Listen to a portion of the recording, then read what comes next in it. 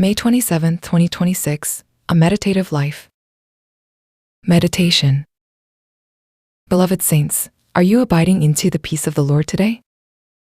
The daily lives we live are truly busy. Every day into the early dawn, while the darkness has not yet fully faded, we drag our heavy bodies out of the house and drive the long commute to open the door to a fierce day. As we rush to our workplaces and the scenes of our lives as if being chased, our souls often dry up like a sponge that has lost its moisture. This morning, let us pause our steps for a moment and listen together to the secret of true meditation that brings our souls back to life.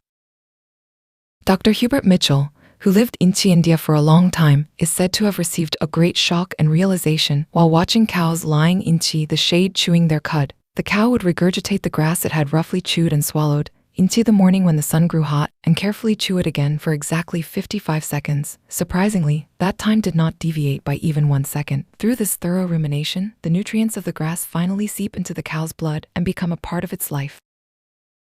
Meditation is exactly like this is spiritual rumination. It is the time when we bring the message we heard during Sunday worship, or the Bible verse we hastily read and closed in the morning, into the place of our lives and quietly chew on it. When we slowly savor the sweet and bitter tastes of the Word, the life of Jesus contained within it flows through our spiritual veins and becomes our true power to endure this tough world.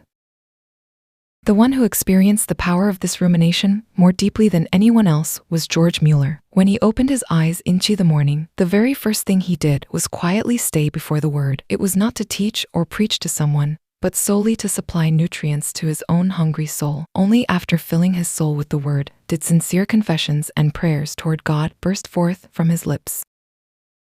Conversely, if our time of meditation dries up, we easily collapse even before the smallest wind and rain. The story of a woman who suffered a nervous breakdown due to the tension and emptiness of life illustrates this well. Standing at the edge of a cliff, she held on to the word from Isaiah chapter 30, verse 15. In quietness and trust is your strength, and began to dedicate 30 minutes of quiet morning time before her family woke up. When she consciously meditated every morning on the greatness of God who parted the Red Sea, she gained the assurance that the Lord would help her safely cross whatever Red Sea might come her way into life. The illness and fear that weighed her down soon disappeared without a trace. And do you know what miracle happens when this deep meditation is fully absorbed into our lives? Professor Charles Shar, an archaeologist who devoted his life to exploring ancient sites in Palestine, found himself hovering between life and death due to an unexpected traffic accident. In a desperate situation without even consciousness, the lips of the professor lying in the intensive care unit were constantly mumbling something. Those who stepped closer and listened had to shed hot tears. What he was pouring out in his unconscious state was Psalm 1 in Hebrew. In the inner self of the man who had walked with the Word by his side his whole life, only the Word of God was deeply engraved, even into the critical moment when his life was fading away. Beloved, what is governing our unconsciousness today? Is it fear, the world's calculator, or the Word of God? The first hour of the day, or even inside the car on your long commute, is fine. Take that time to quietly bring out the Lord's Word and chew and swallow it with your soul, firmly believing that this deep rumination will become the solid rock that protects your day. I earnestly pray that you will have a blessed day of victory into the Word. Meditation and application. The first meditation is checking my spiritual rumination.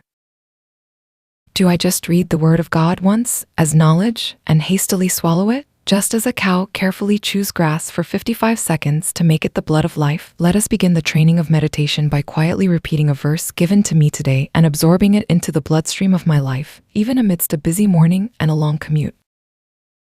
The second meditation is the power of the Word flowing out even into unconsciousness.